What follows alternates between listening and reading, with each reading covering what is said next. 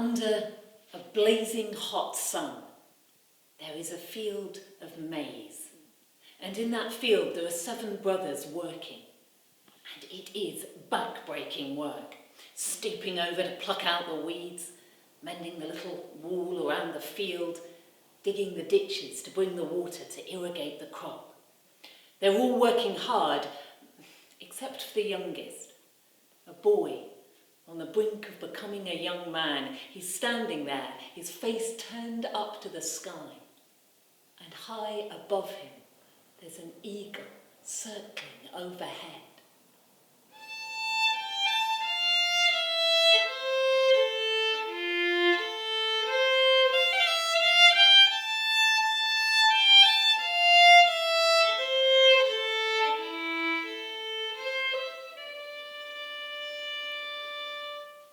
Once, long ago, in an ancient pueblo, in a land that we would now call New Mexico, there lived a boy, the youngest of 7 brothers.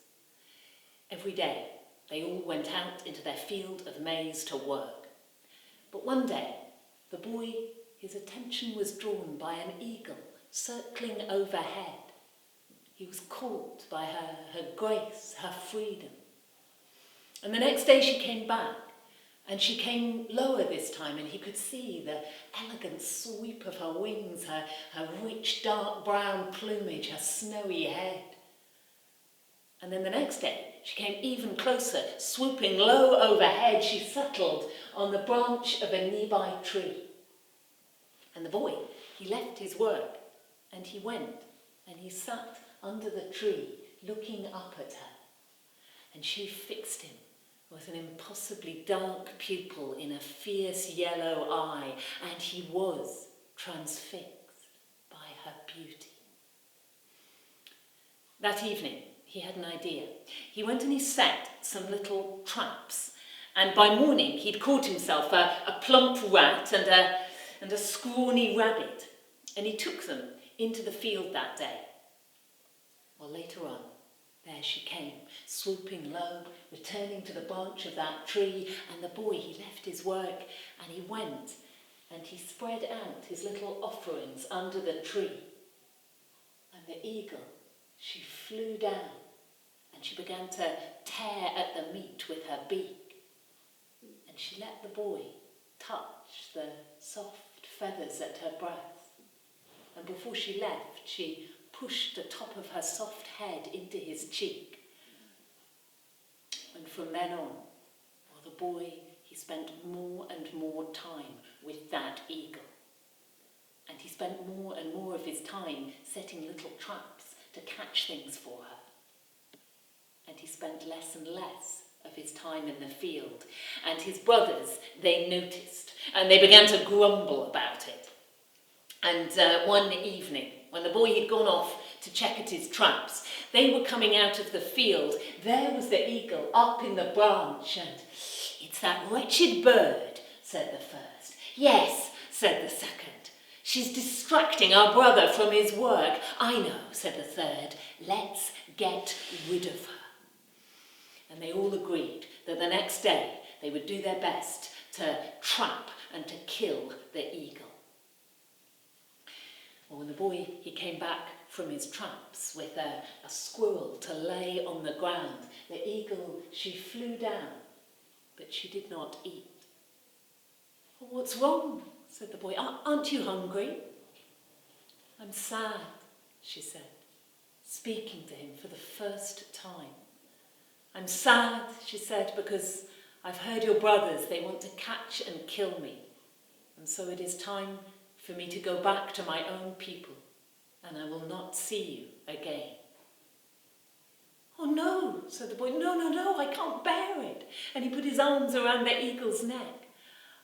I don't want you to die," he said, "but maybe I could come to be wherever you are, among your people."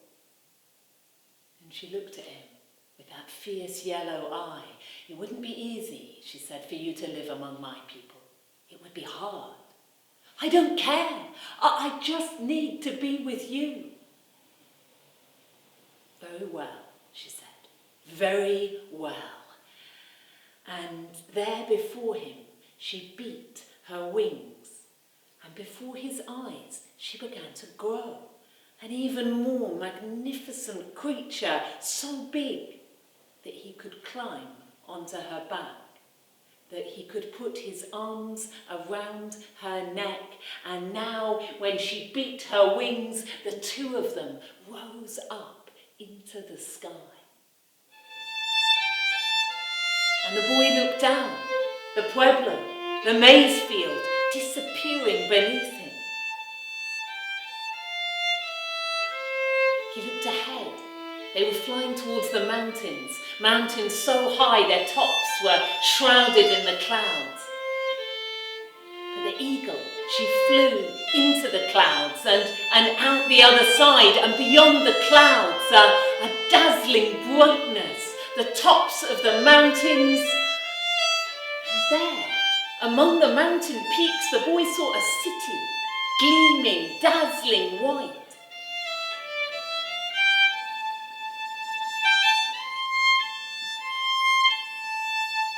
And the eagle, she landed on a little rocky outcrop just outside the gates of that city. The boy scrambled off, and this, she said, is the city of my people. But it's not too late to turn back. I can still take you back to your brothers if you choose. Oh no, said the boy, I want to be with you. I want to see your city. Very well, she said. And then suddenly she raised her wings, and it was as if a cloak of eagle feathers was shrugging from her shoulders, falling to the ground. And there she stood, a lovely young woman with soft brown skin and long dark hair, dressed in a fine white woolen robe. And she laughed at his astonishment. She scooped up her cloak of feathers over her arm. She took him by the hand and she led him towards the city. Well, there by the gates of the city was an old man sitting there. And when he saw the two of them coming towards him, he nodded and he smiled in welcome. And the two of them went in, and just behind the gates there was a big room. And the boy saw there were lots of pegs, some of them empty, but others had the eagle cloaks hanging on them. And the eagle girl, she went and she hung up her cloak of feathers. And then she took him through her city. And the boy marvelled at their shining streets, the white walls, the people, all so fierce and beautiful, dressed in these white woolen robes. And then at last, she took him into a building, into a house where they were alone together. I am so glad you came, she said. And she put her arms around his neck. And the boy, his heart filled until it would burst, and he put his hands shyly on her waist.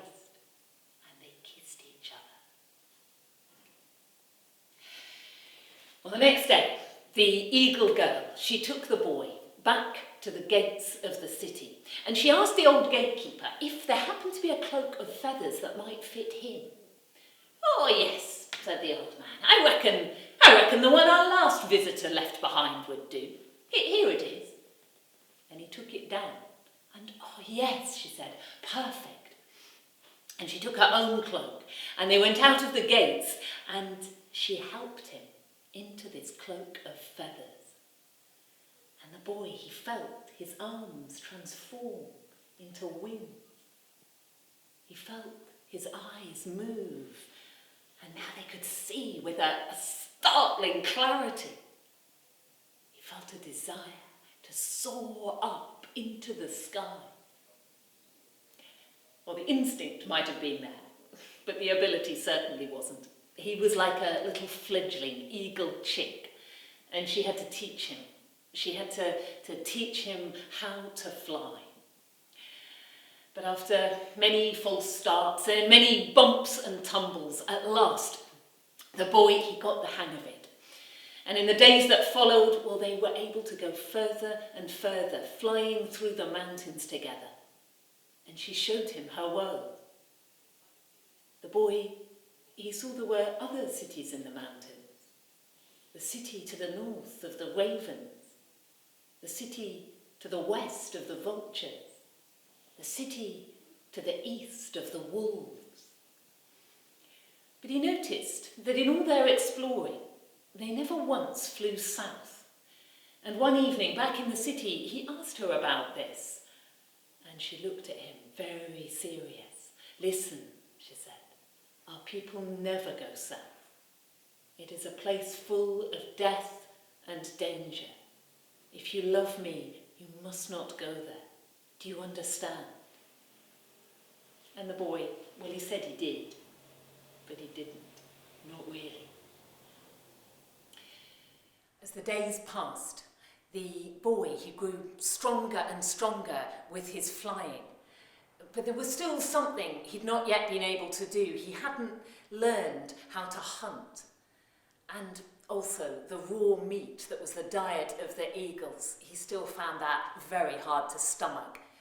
And so what they'd do is the eagle girl, she would go off hunting. She would bring back maybe a rabbit or a fox, and they would cook it, and the boy would eat the cooked meat as he was accustomed. Well, one day, the eagle girl, she'd gone off hunting, and the boy, he was left alone in the city, and he felt restless. "I'm good enough at flying now," he thought, I can go out alone. And so he went to the gatehouse, and he took his cloak of feathers, and he soared up into the sky. Where to go? I could go back through the clouds, he thought. Maybe see the pueblo where I was born, maybe see my brothers working in the field. But he had no desire to have anything to do with that life. His place was here now, in the mountains with the eagles. But there was a curiosity within him about the mountains to the south. As far as he could see, they looked just the same as the mountains in any other direction. What could it possibly be so deadly, so dangerous? And what could possibly hurt an eagle up high, strong in the sky? He thought, I'll just go and have a little look at what she means, and then I'll come straight back. And so he flew south. And he hadn't gone far before he saw in the distance there was a city to the south.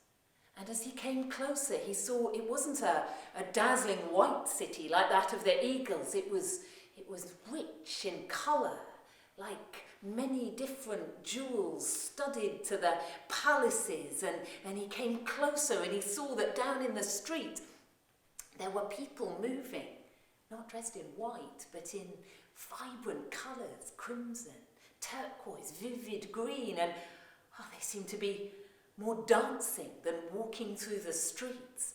And the boy, entranced, he flew a little lower to have a little bit of a closer look, and suddenly one young woman in a crimson dress, she looked up and, "Oh," she said, "look, it's one of the eagles. Oh, so long since we've seen one of your kind. We're having a dance tonight in the market square. Oh, won't you come? Won't you join the dance? Bring your people with you." And the boy, he looked down. A dance, he thought, how wonderful. The eagles, they haven't a clue. They don't know what they're missing. This is a beautiful place. I shall show them. And so he called back, "Yes, I will come. I will bring my people to the dance." And then he headed off north to bring the good news. Well, back in the city of the eagles, the eagle girl had returned from her hunting, and when she couldn't find the boy, she was worried. And then, there he was. "What have you been doing?" she said. And so he told him. And she looked pale with horror. "I told you not to go," she said. "What have you done? If you have accepted the invitation, then we must go. We have no choice. But listen to me. Listen to me. At the dance this evening, you mustn't smile. You mustn't laugh. And whatever you do, don't join the dancing. Do you understand? And the boy, he promised that he wouldn't do those things. Although privately, he just felt she was making a fuss about nothing. And when she got there, she would see. Well, that evening, the two of them and some of the other eagles, they took their cloaks and they flew south. And as the sun set, they came to that many-coloured city of the south. They swooped down towards the marketplace, and there benches had been set out for them. They sat, fierce and straight, their eagle cloaks of feathers over their laps. And the dance began. The people of that city, they began to whirl and swirl into the marketplace, moving in beautiful, intricate patterns, and the boy, he was completely captivated. It was so hard not to smile, but he remembered what she'd said, and he sat there straight-faced, although he couldn't stop, his foot tapping along to the music. And the eagle girl, she cast him a worried glance, but he wasn't looking. He had eyes only for the dancers, only for the dance. And they were moving in amongst the eagles now. He felt a soft hand against his cheek. He felt a tug at his arm, but no, he would not join the dance. He would sit there. And yet, the perfume of the dancers, the rhythm of the dance, it was intoxicating. He became delirious, lost in the music, and now, when the young woman in the crimson dress swept by and pulled at his hands, he would not resist. He let himself be pulled into the dance. And his cloak of eagle feathers fell to the ground and became trampled underfoot. The eagle girl, when she saw that, she gave a cry of despair. She soared up into the sky, and the other eagles, they too threw their feathers onto their backs, and they joined her, flying away. And the boy, he didn't even notice them go. He was lost to the dance.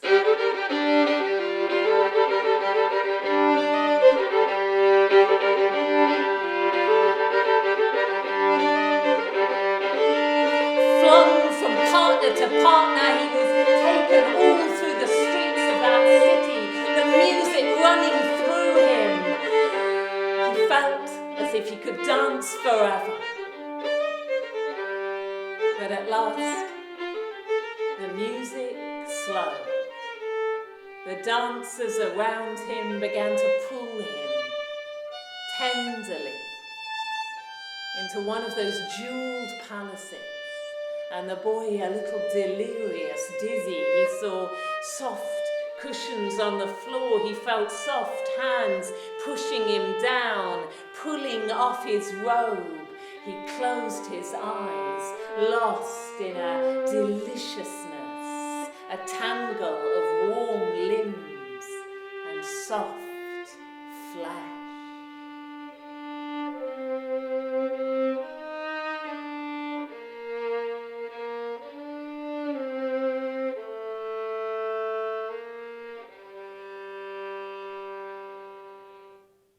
He woke many hours later, cold morning light on his face.